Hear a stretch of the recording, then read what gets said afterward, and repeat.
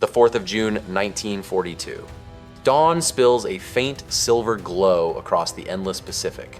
On the decks of 3 battered American carriers, Enterprise, Hornet, and the hastily repaired Yorktown, crews work in tense silence, broken only by the whine of engines warming in the salt-laden air. Pilots adjust their harnesses, check instruments, and wait for the launch signal. Somewhere beyond the horizon, the most powerful striking force the Imperial Japanese Navy has ever assembled steams toward Midway Atoll. 4 heavy carriers, Akagi, Kaga, Soryu, and Hiryu, carry more than 200 aircraft. Their mission? To smash Midway, draw out the American fleet, and end U.S. resistance in the Pacific with a single decisive blow. For 3 relentless hours that morning, wave after wave of American attackers threw themselves at the enemy. Marine dive bombers from Midway, Army B-17s and B-26s, and Navy torpedo planes brave withering anti-aircraft fire and swarms of Mitsubishi Zeros. Bombs and torpedoes fall harmlessly into the sea.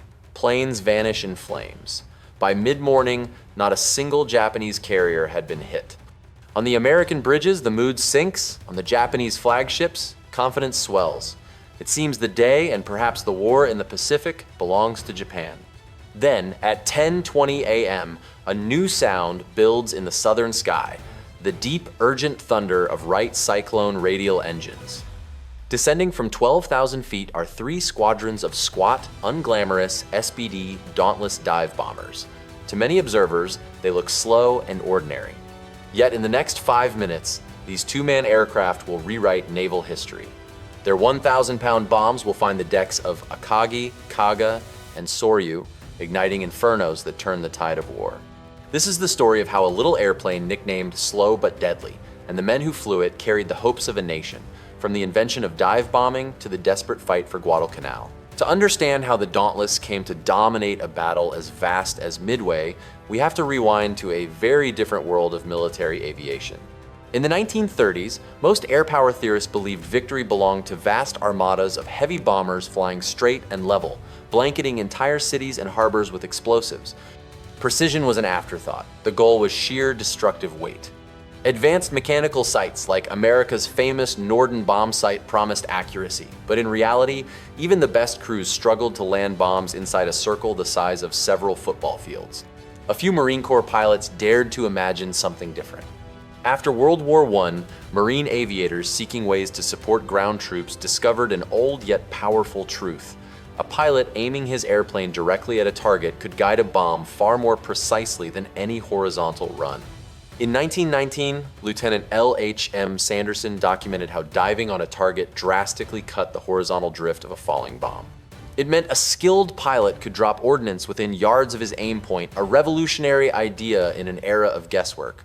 Throughout the 1920s and early 1930s, these Marines experimented with steep glide bombing and increasingly sharp dives.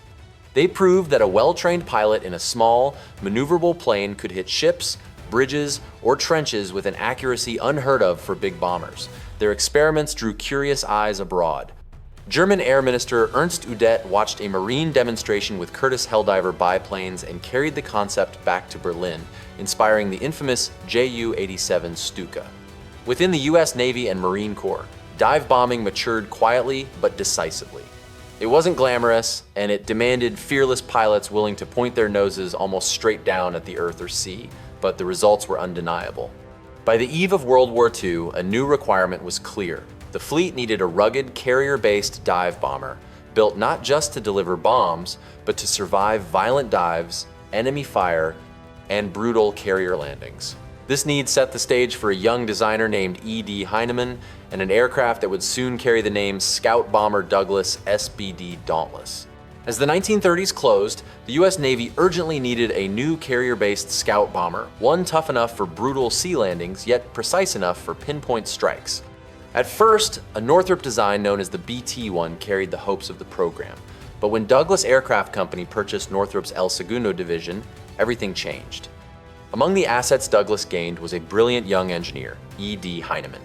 Heinemann absorbed a simple but lasting lesson from company founder Donald Douglas, who told him, "Navy planes take a beating. Build them to survive. They must take punishment and still work. Those words shaped every decision that followed. Starting with the BT-1 frame, Heinemann redesigned nearly everything. He created the XBT-2 prototype, lighter, stronger, and cleaner in aerodynamics. The Navy soon accepted it as the Scout Bomber Douglas SBD. Pilots would later call it by a name that captured its spirit, Dauntless. The SBD broke with convention. Most carrier aircraft of the day folded their wings to save hangar space, but Heinemann refused. Instead, he built a compact, one-piece wing, sturdy enough to endure violent 80-degree dives and rough carrier recoveries. Eliminating the folding mechanism saved weight and removed a potential point of failure. Another leap forward was the perforated split dive brake, doubling as a landing flap. When deployed, these metal pedals slowed the aircraft without buffeting, allowing pilots to drop almost vertically and still pull out cleanly. Inside, a padded 3-time sighting scope sat directly above the control panel, helping crews aim a 500 or even 1,000-pound bomb with unthinkable precision for the era. Power came from a Wright R 1,820 Cyclone engine, initially 1,000 horsepower, later boosted to 1,350, giving a top speed of about 245 miles per hour and a practical cruise of 144. Armament included twin 50 caliber machine guns in the nose and twin flexible 30 caliber for the rear gunner.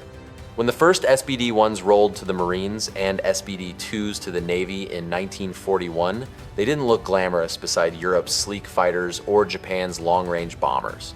But the crews soon gave them an affectionate coat of respect, slow but deadly. This rugged little aircraft was now ready for the ultimate test war. When Japan struck Pearl Harbor on December 7, 1941, a small group of SBD Dauntless dive bombers was already in the air. 18 aircraft from the carrier Enterprise happened to be flying in from a scouting mission and blundered into the attack. 5 were shot down, some by enemy Zeros, others by frantic friendly fire. It was a harsh baptism of fire and a warning of what lay ahead. Through the winter and early spring of 1942, U.S. carriers launched SBD strikes on Japanese outposts across the Central Pacific. These raids inflicted modest damage, but, more importantly, hardened both pilots and gunners.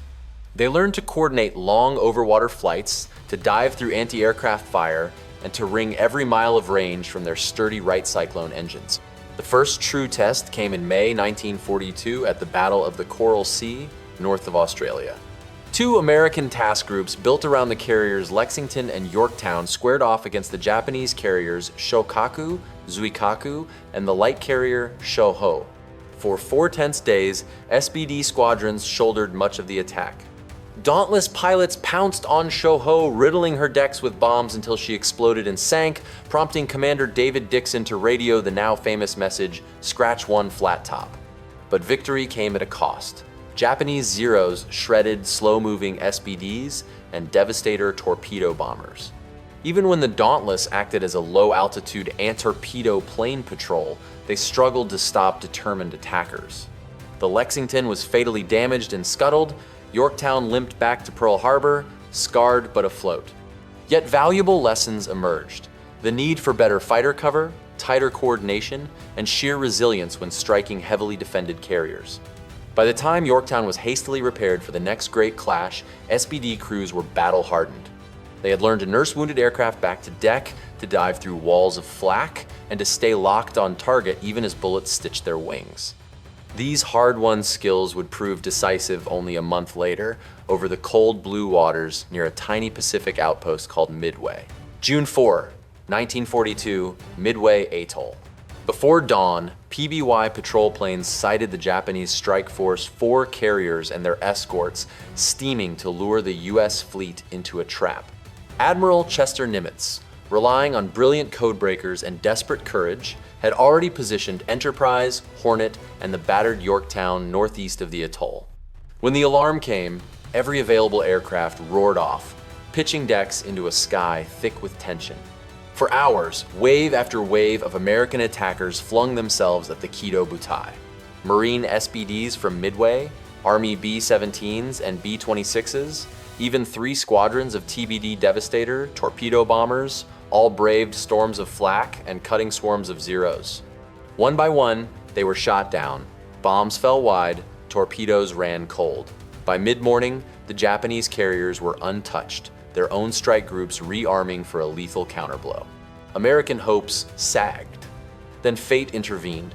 From the south, Commander Clarence Wade McCluskey led Enterprise's bombing 6 and scouting 6 squadrons, having deduced the Japanese course by spotting a lone destroyer's wake. From the east, Lieutenant Commander Max Leslie guided Yorktown's bombing 3, and circling slightly apart, Lieutenant Commander Richard Best prepared his own small group of Dauntlesses.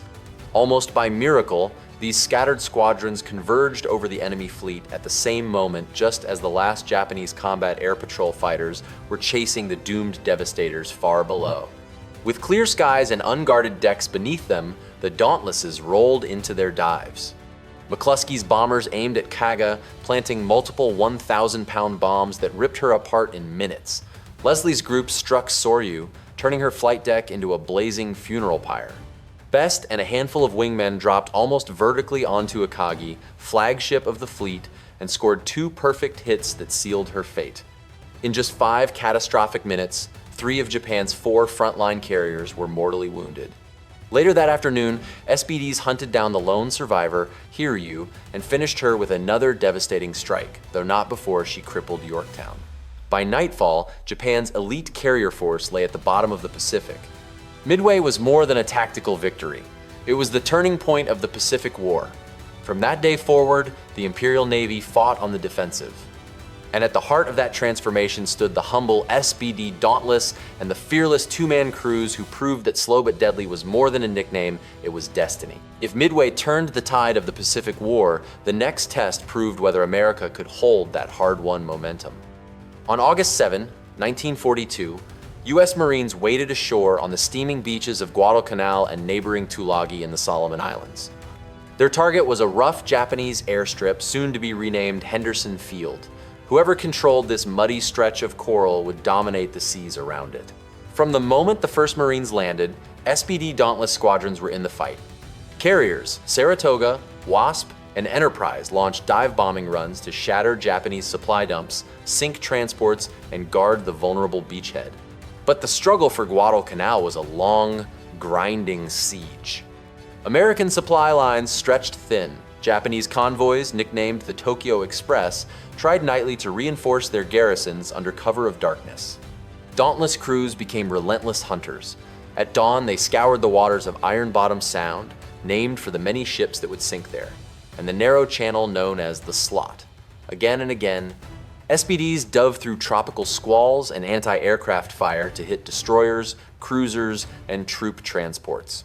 Their accuracy was so feared that Japanese sailors called the waters around Guadalcanal a death trap. Losses were heavy. Pilots sometimes flew 3 or 4 sorties in a single day, often from airfields pitted with shell holes and streaked with mud. Many never returned, yet their persistence paid off. In 2 major carrier battles, the Eastern Solomons and Santa Cruz SBDs helped sink the light carrier Rujou, badly damaged Shokaku, and strike Zueo, even as the US Navy lost Wasp and Hornet and saw Enterprise repeatedly battered. The ultimate ace in America's hand was Henderson Field itself. Within 2 weeks of the landings, Marine Air Group 23 established a permanent Dauntless presence. Pilots from shattered carrier squadrons often diverted there, repairing what they could and rejoining the fight. From this unsinkable airbase, SBDs struck Japanese reinforcements by day, while surface forces and PT boats fought desperate night actions. By February 1943, the Tokyo Express was broken, its ships and soldiers sunk or starved out. Guadalcanal was secure, and Japan had lost the initiative in the South Pacific. The Dauntless, once seen as too slow and small, had proven indispensable not only in great carrier battles, but in the brutal daily work of denying the enemy every beach, bay, and convoy. By 1943, the US Navy was changing fast. New Essex-class carriers steamed into the Pacific with larger air groups and powerful new aircraft like the Grumman F-6F Hellcat and the TBF Avenger torpedo bomber. A next-generation dive bomber, the Curtiss SB-2C Helldiver, nicknamed the Beast, was slated to replace the Dauntless. On paper, the SBD seemed outclassed, slower, shorter ranged, and with a smaller bomb load. Yet the Dauntless refused to fade quietly. Marine squadrons embraced it for close air support missions in the Central and South Pacific. perfecting tactics that still shape modern air-ground coordination. Even the US Army briefly adopted a land-based version, the A-24 Banshee, to support ground troops. Later, SBD-5 and SBD-6 variants gained more power and range, but the fundamental design, compact, rugged, and precise, remained the same. The Dauntless continued to fight wherever the war demanded. It pounded Japanese positions during the invasions of the Gilberts and Marshalls, helped neutralize strongholds in the Marianas, and supported the bloody landings on Iwo Jima and Okinawa. Though it no longer decided the grand carrier duels, it delivered exactly what Marines on the ground most needed: reliable, on-call firepower that could smash a bunker or a cave entrance with deadly accuracy. When the war finally ended in August 1945, most SBDs were quickly sold for scrap or melted down. A few were preserved in museums or left to slumber on the ocean floor, silent witnesses to the battles that had shaped history. Today, when people speak of World War II aircraft, the spotlight often falls on the P-51 Mustang, the B-17 Flying Fortress, or the Japanese Zero. The unglamorous SBD rarely makes the posters. But for those who know its record, the respect runs deep. It destroyed more enemy shipping than any other US Navy aircraft. It turned the tide at Midway in just 5 decisive minutes. It held the line at Guadalcanal and pioneered modern close air support. Ed Heinemann's squat little design lived up to the name its crews gave it: slow but deadly. It proved that brilliance lies not in flash or speed, but in rugged reliability, clever engineering, and the courage of the men who pointed its nose almost straight down and trusted it to pull them back. As surviving Dauntless aircraft rest in museums or emerge in vintage air shows, they carry more than rivets and paint. They carry a legacy of precision, perseverance, and quiet heroism, an enduring reminder that sometimes the small, unassuming machines of war leave the largest mark on history.